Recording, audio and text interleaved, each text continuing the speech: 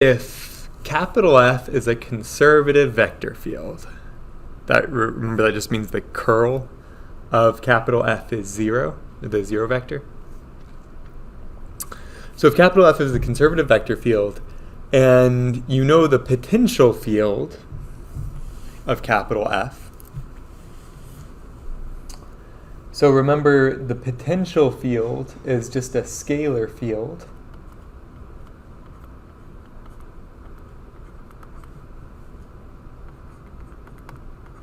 But the potential field is the scalar field so that the gradient of the scalar field is equal to your conservative vector field.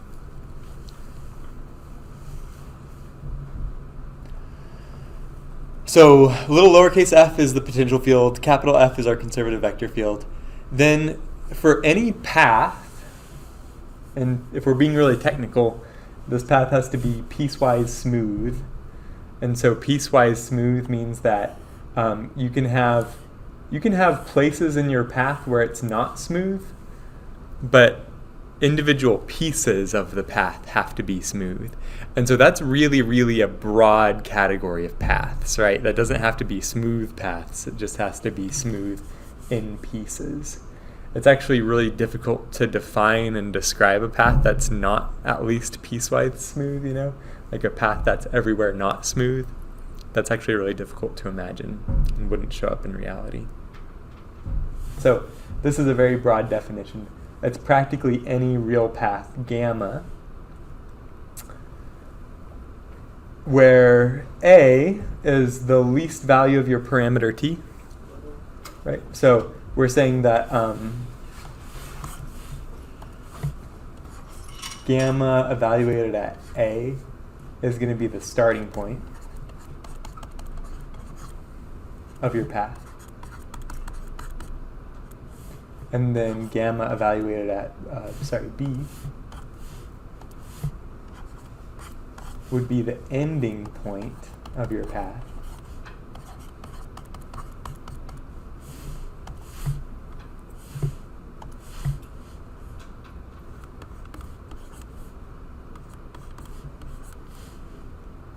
Let me draw a little picture.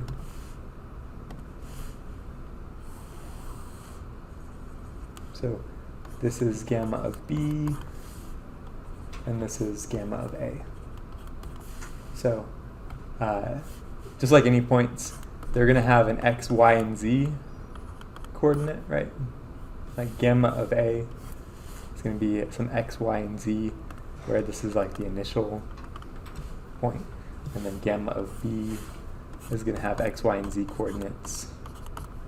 But this would be like the final or the end point. Okay. So when we have this kind of setup and you want to do this, you want to take the integral of the path gamma over your vector field capital F. You can solve this just by taking the potential field of the end point of your path minus the potential field of the start point of your path. This should really be sounding familiar. It should kind of sound like the fundamental theorem of calculus a little bit. So remember the fundamental theorem of calculus that you learned in Calculus 1? That says that if you want to take the integral and I'll go ahead and write it out the way that I remember it, of some function lowercase f from a to b, and it's just a single variable function. This was the antiderivative evaluated at b minus the antiderivative evaluated at the start point. So I'm trying to stick to the notation that your textbook uses, and I hope this doesn't confuse you when I say this, but your textbook uses the capital F to refer to vector fields and the lowercase f to refer to scalar fields. That's how I see it whenever I look in your textbook. And since you guys are working homework problems from your textbook, I'm going to start trying to use this notation better. I haven't been doing that yet in class, but I'm going to start trying to make the vector fields the capital letters and the potential fields the lowercase letters to match the textbook. I actually kind of hate this though, because in the Calculus 1 portion of the textbook, they use lowercase letters for the function, and then they use capital letters for the antiderivative. But since there's this extension, this generalization of the fundamental theorem of calculus, I kind of wish that they had done it opposite, you know? Like, it would have looked nicer to me if this were a lowercase f, because it was a lowercase f back in Calculus 1, and it would have looked nicer to me if these were capital Fs, because they were capital Fs back in Calculus 1. So I have some issues with the book's notation. You already know that. But I'm going to try my best to use what the book is using from now on. But this is basically the fundamental theorem of calculus, but we've just extended it or generalized it to path integrals. And so what this is saying, though, is that as long as this vector field is conservative, all you need to do to evaluate a path integral over a conservative vector field is you have to know what the value of the potential function is at the starting point and at the ending point. You don't actually have to know anything about the path in between. Okay, so we'll prove this really quick. Are we integrating like along vector? You're talking about like what is a path integral over a vector field? Yeah. Kind of thing. The dx would be a dx vector, or something like that. Yeah. So let me write this out. Whenever we say we're taking the integral over a path and we're integrating over a vector field, like that, what this notation means, is that you're going to take an integral and we're going to parameterize my path with the parameter, let's call it t. Okay? And we're going to take the antiderivative with respect to t of this vector field dot product with the derivative of gamma with respect to the parameter t. Okay? That's what this means to take a path integral over a vector field. So I can try to describe like the geometry of this, right? So capital F is a vector field, so at every point in space it assigns a little vector, with the direction and magnitude.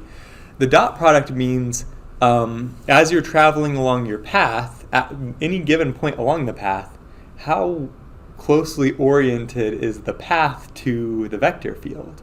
If the path happens to be traveling parallel to the vector field, then that dot product is going to have its maximum value. But if the path is traveling orthogonal to the vector field, then that dot product is going to be 0. And these paths have an orientation. Like whenever t goes from its lower value to its upper value, you're traveling along the path along some sort of orientation. You can travel forwards or backwards along the same path. And so if you happen to be traveling along the path and you're going up against the vector field, then you would have a negative dot product in this case. But yeah, you're adding up these little chunks of path where you're taking the dot product between the path and the vector field along the way. So if the vector field is like a force field representing some kind of external force on an object, and the path is the path that an object travels over time, then this integral would represent the total work done on the object by the force field. That's one physical application I can think of off the top of my head. So when you put that product, we're assuming that is lambda, right? Lambda is a vector too, right? This is a gamma. Yeah. And the gamma is a parametric curve. Okay, so yeah. it's a vector function, vector y function. Yeah.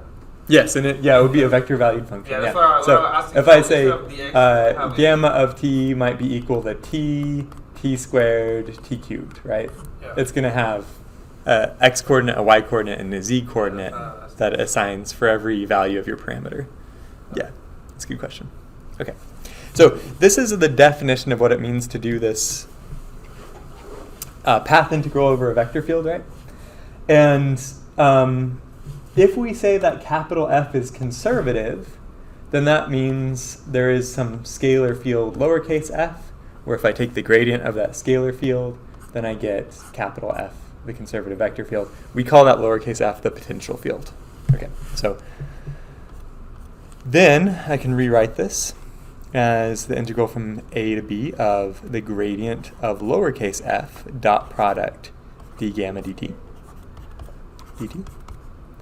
And then I'm going to use the definition of the gradient and the definition of the dot product, and I'm going to rewrite this as partial f partial x times partial x partial t plus partial f partial y times partial y partial t plus partial f partial z times partial z partial t dt. And again, I'm going to write this again just to be super duper clear. Whenever I write gamma of t, this is some function of t that describes the x coordinate, some function of t that describes the y coordinate, and some function of t that describes the z coordinate. Whenever I write d gamma dt, this is dx dt, comma, dy dt, comma, dz dt. That's what I mean whenever I'm talking about the derivative of a vector-valued function with respect to t. It's still a vector-valued function where each entry in the vector is the derivative with respect to t. Okay, so we're going to get something like this.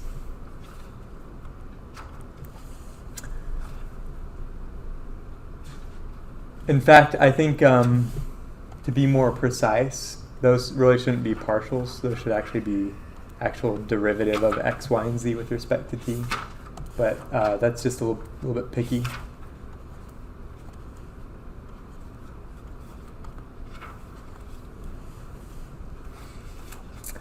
And what we are actually talking about whenever we do this is, excuse me,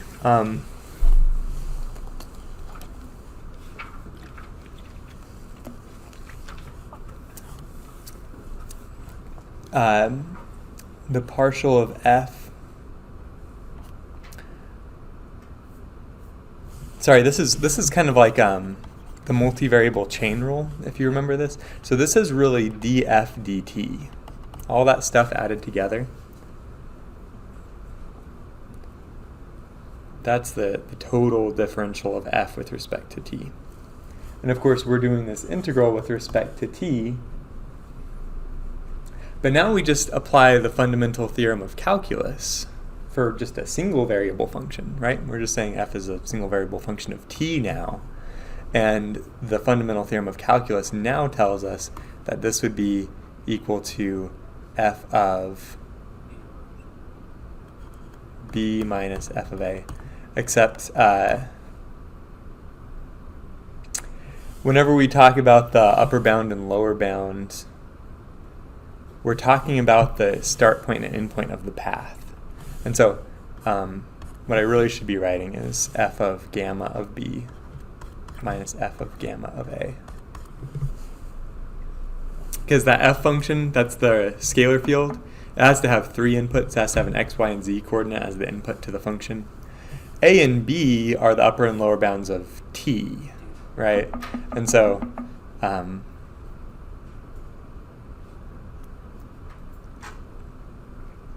in this case, that's how we end up with this. Like I said before, it's just using the fundamental theorem of calculus to figure this out. But it's kind of cool because, again, this means that you can evaluate path integrals over vector fields without actually knowing what the path is.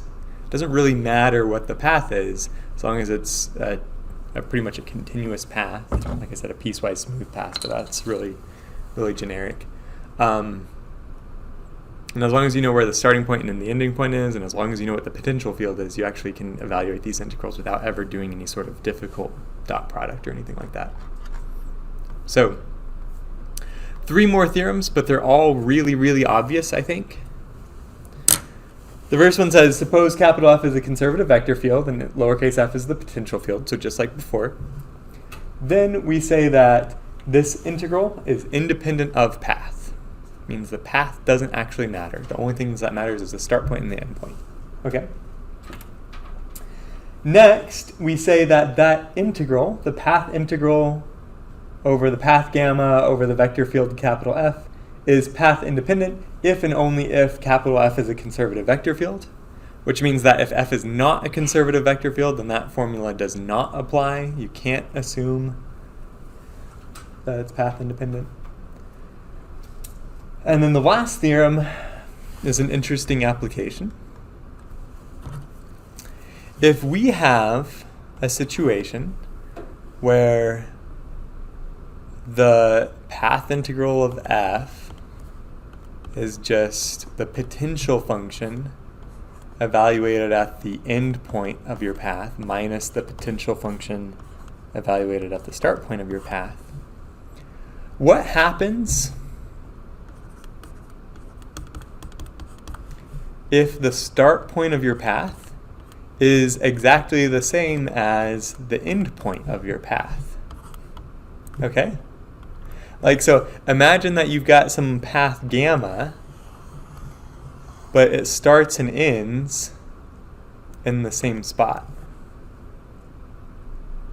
So you're traversing a path through 3D space, and then it winds around and then it ends exactly where it starts. We would call this a closed path. If it starts and ends in the same spot, that's what we mean by a closed path.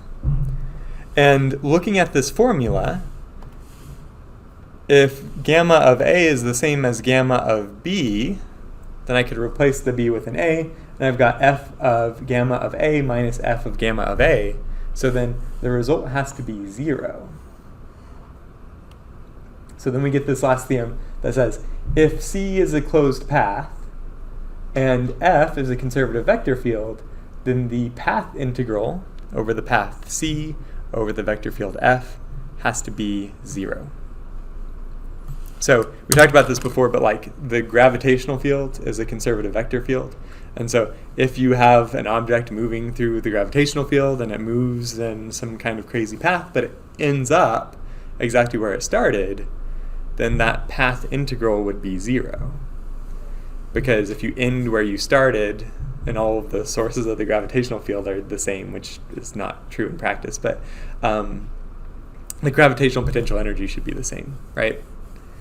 If you start somewhere that's like, let's say an altitude of like 10,000 feet above the Earth's surface, and then you take some crazy path flying around through the atmosphere in your airplane, and then your airplane returns to the same spot 10,000 feet above the surface, then you still have the same gravitational potential energy, and so the integral would be 0.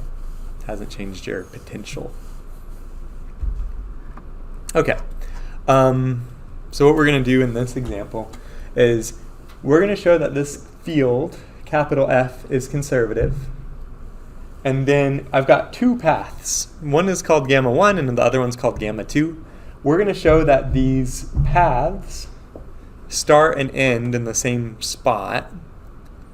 And then since this field is conservative and these 2 paths start and end in the same spot, that means the integral should be the same. So then we'll take the path integral over gamma 1, and we'll take the path integral over gamma 2, and we'll verify that we get the same answer.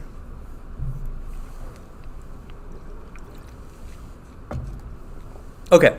So we know that this vector field is conservative if and only if the curl of f is 0, or the 0 vector specifically, right? That would imply it's conservative.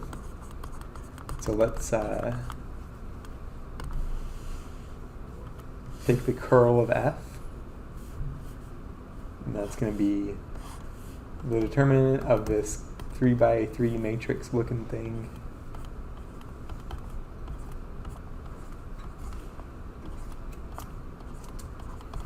and then yz, xz, xy.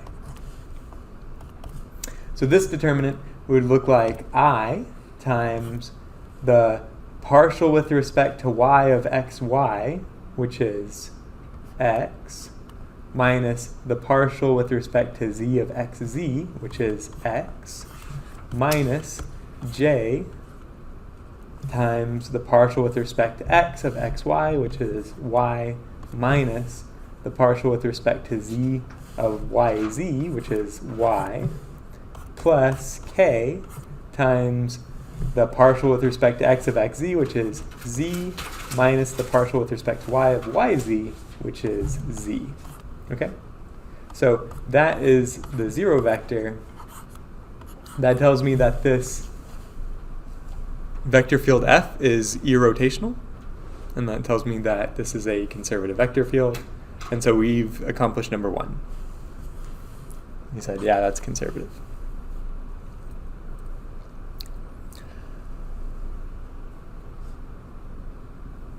Number two says, we want to show that gamma 1 and gamma 2 start and end in the same point. And so if I look at gamma 1 here, and I plug in the starting value of t, if I plug in t is equal to 0, then gamma 1's starting point is the point 0, 0, 0. And then if I plug in the final value of t, if I plug in gamma of 3, then gamma of 3 would be 3, negative 4 times 3, which is negative 12, and 3 squared, which is 9. Okay?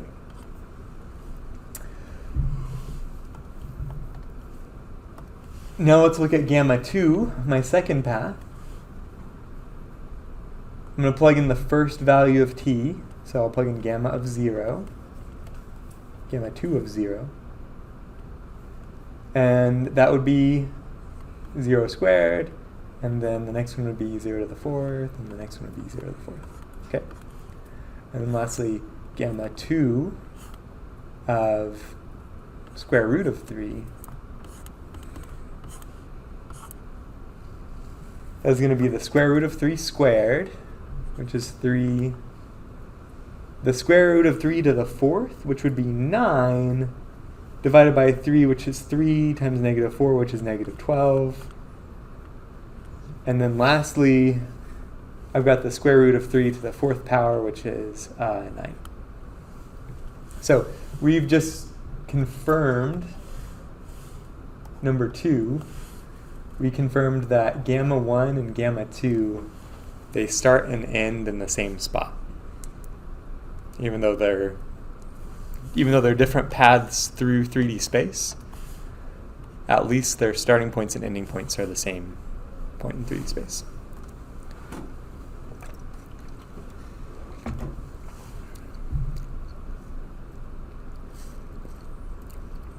So number 3 says, take the path integral over gamma 1.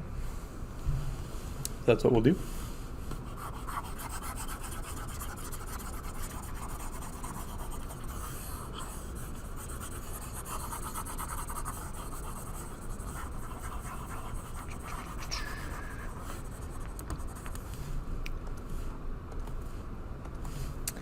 So the path integral over gamma 1 of my scalar field capital F is the integral from 0 to 3 of capital F, which is y, z, x, z, x, y, dot product with d gamma 1 dt, integrating with respect to t. So now I'm going to replace d gamma 1 dt with actually what is, well, let me just go ahead and just rewrite it. Might as well.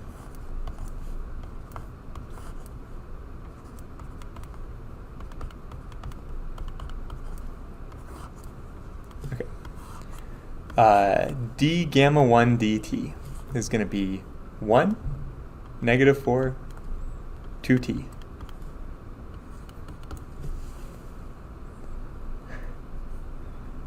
I know I'm going kind of fast. I know you guys have to take notes, so it's... Why is it 1? Negative 4 to 2? We're taking the derivative of this gamma 1 function. So the first entry is going to be derivative of t. The second entry will be derivative of negative 4t, and then the third will be that derivative. Okay, taking the dot product means I multiply these together entry-wise, and then I add them all up. So I'll get integral from 0 to 3 of yz plus negative 4 times xz plus 2txy dt. So out of bounds, function of like the lambda of 0 and lambda of 3 or 2 to 3? So the lower bound 0 and the upper bound 3, we're going to plug those in for the lowercase t after we take the antiderivative with respect to t. Yeah. Oh. So I know there's still x, y's, and z's in my integrand, but we're going to replace the x, y's, and z's with t's using the gamma 1 function. So every time I see an x, I can replace that with a t. Every time I see a y, I'm going to replace that with a negative 4t, and every time I see a z, I'll replace that with a t squared.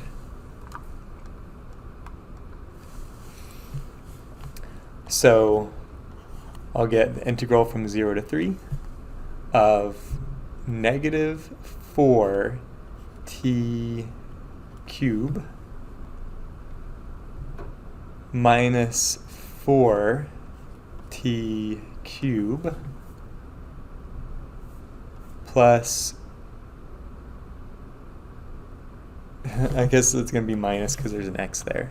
Sorry, there's a y there. The y has a negative 4. So minus 8 t cube.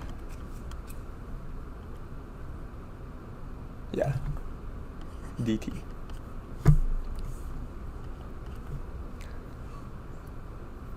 In other words, negative 16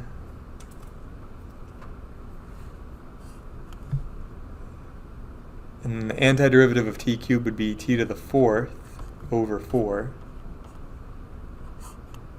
And I'm going to evaluate that at 3 and 0, right?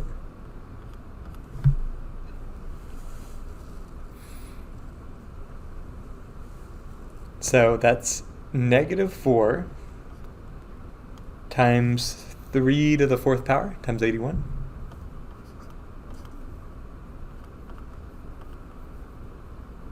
So that would be negative 324, I think. We have a nice easy way to check our work because we're about to do the same path integral but with the gamma 2 path. And we already talked about how this is a conservative vector field, so whenever we do that integral, we should get the same result. And if we don't get the same result, then we know we made a mistake. So, Just built-in error checking. differently parameterized. Yeah. Well, it's not just a different parameterization, but this is actually a different path through space, right? So like gamma 1 is this path, and gamma 2 is this path. The factor, there's the minus 4 third. Should be different. Minus 4 third. Yeah, we can. Let's just put these in GeoGebra really quick, and we can see what these two paths look like. But it's not like the. I know what you're saying. I know there's like a way to have the same exact path, but with a different parameterization. But this is actually a completely different path through space. So we've got t negative 4t t squared. So that's the first path. And then the second one is t squared negative 4/3 t to the 4th.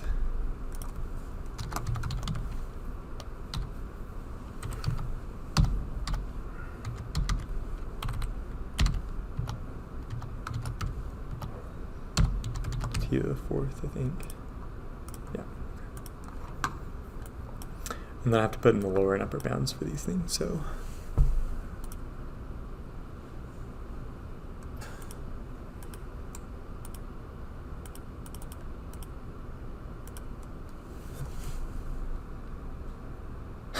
So I see how to do the lower bound and upper bound for the second one, which would be 0 to square root 3.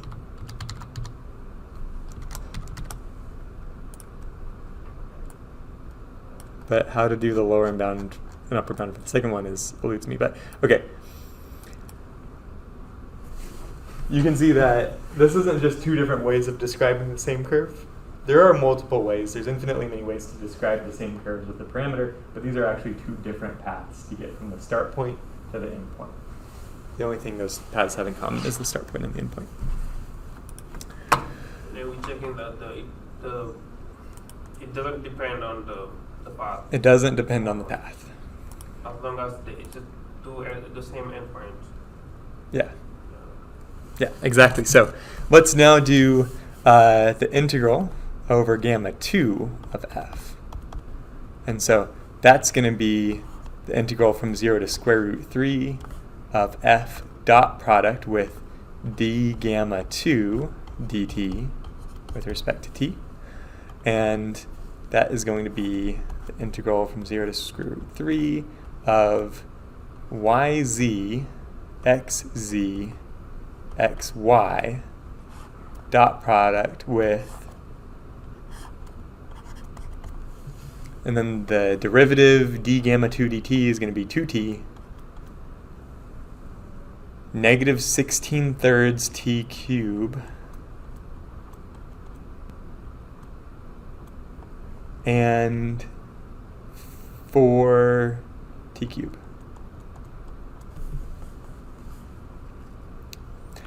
So I'll take the dot product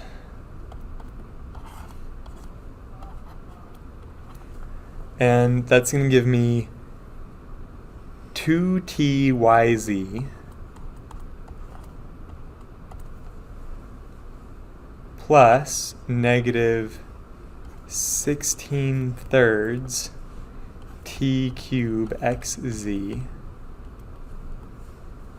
plus 4t cube xy with respect to t. And then now I'm going to go back through and I'm going to replace all of my x's with t squared, all my y's with negative 4/3 t to the fourth, and all my z's with t to the fourth, according to my gamma 2 path. So that's negative 8/3 t to the 9th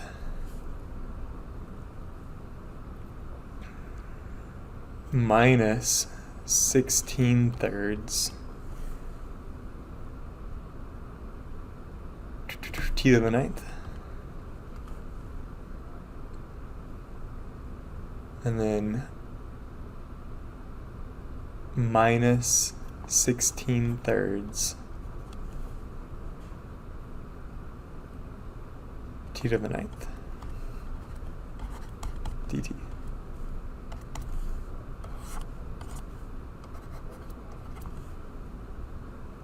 So I'll pull out minus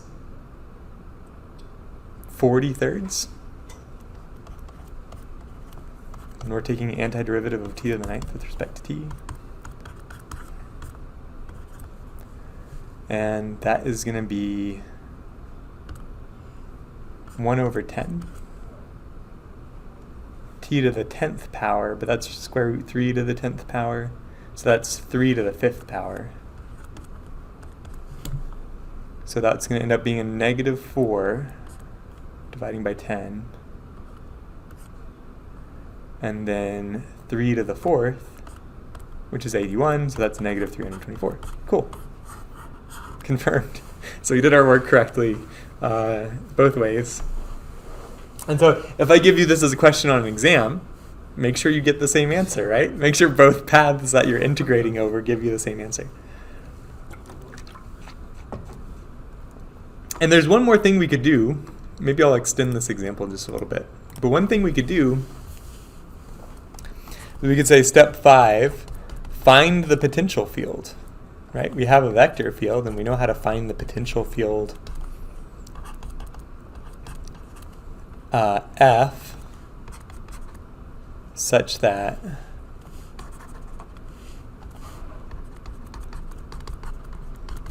the gradient of lowercase f is capital F. And then what we could do is we could verify this new sort of fundamental theorem of line integral calculus. We could verify that taking f of 3, negative 12, 9 minus f of 0, 0, 0 is negative 324.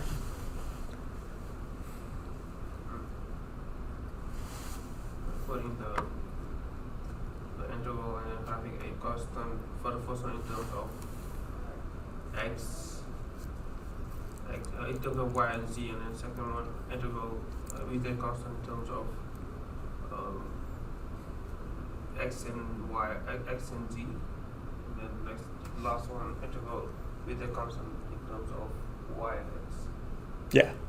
So let's do that really fast. Let's I'm trying to make this as fast as possible. But we want to find the potential field. So that means the gradient of lowercase f is capital F, and that means that if I take partial of f with respect to x, I should get the first entry in my vector field, which was yz, right? Yz? Yeah.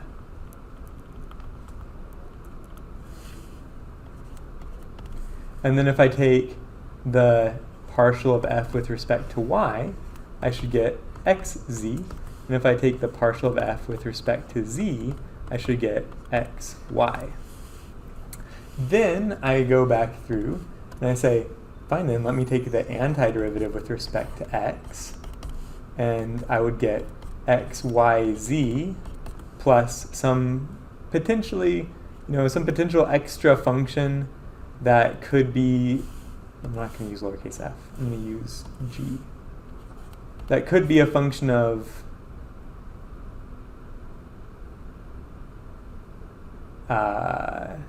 y and z only, because that would disappear when I took the partial with respect to x, so that might be hiding in there somewhere.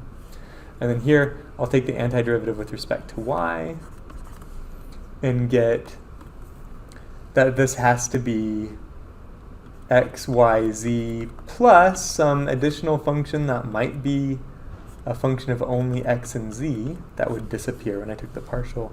And then I'll take the antiderivative of this with respect to z, and this is going to be xyz plus some additional function that might only be a function of x and y that would disappear if I took the partial with respect to z. So all of these seem to be in firm agreement that my potential field is the function x times y times z, maybe plus a constant. There might be a constant that would disappear if you took any of the partial derivatives, but what I have in common here is x, y, z. That would fit. That would be a good potential field. And so if I took the potential field is x times y times z, then 3 times negative 12 times 9 is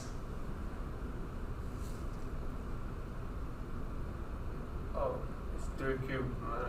It's 3 to the 4th times 4. It's negative 324, yeah. So 0 times 0 times 0 is 0, and so this is negative 324. So you just verified that that works. The only other example I wanted to work today is like if you have this path integral, and I ask you on an exam to take the integral of this vector field over this path, right? I'm not giving you the formula for the path, I'm just showing you what the path is.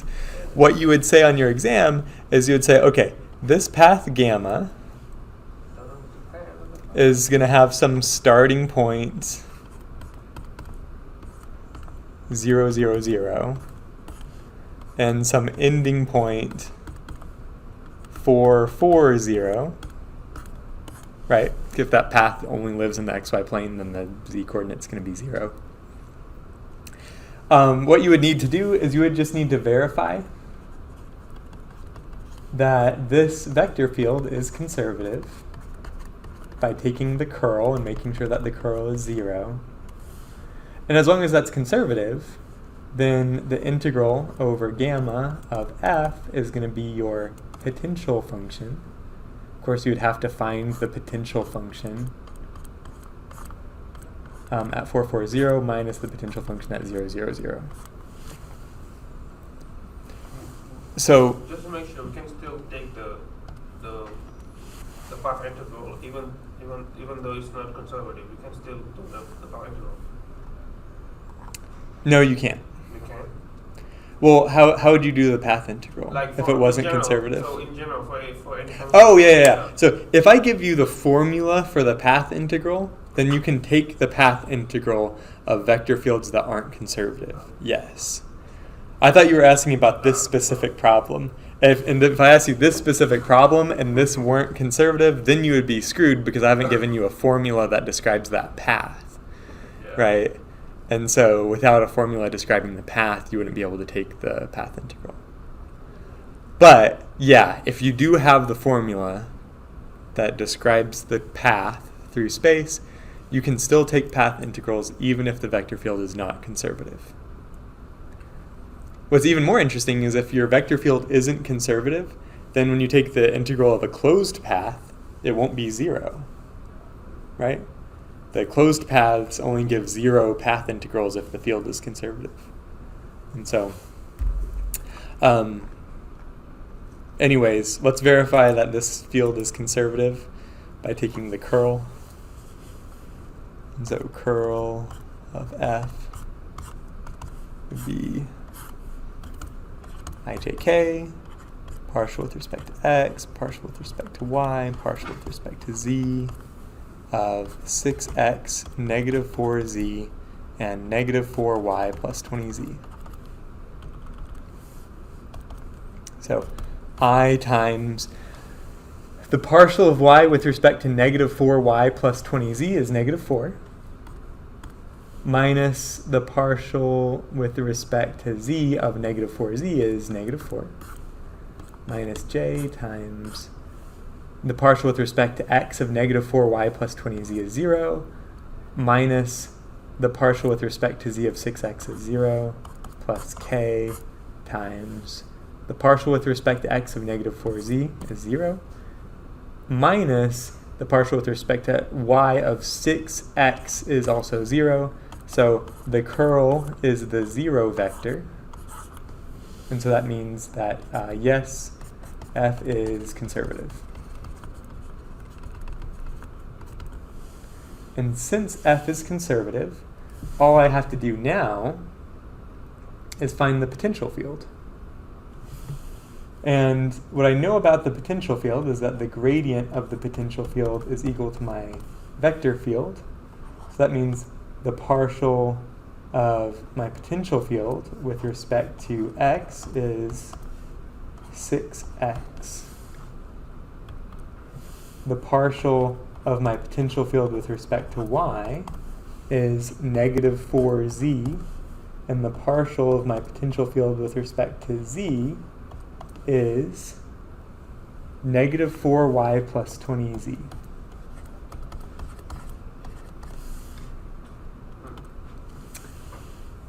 Okay.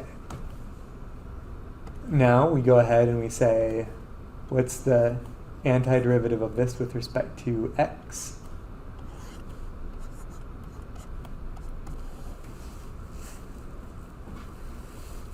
And that's going to be 3x squared plus some function of only y and z. The antiderivative of this with respect to y is going to be negative 4yz plus some function that is only a function of x and z. And the antiderivative of this with respect to z is going to be negative 4yz plus 10z squared plus maybe another function that's only a function of x and y. So, little lowercase f is going to be 3x squared minus 4yz plus 10z squared plus a constant. Okay? And now I just have to plug in the start point and the end point, 4, 4, 0, 0, 0, 0. And if I plug in x equals 4, y equals 4, z equals 0, then that's 3 times 4 squared, which is 48. Minus 0, 0, 0 would be 0. So that path integral is 48.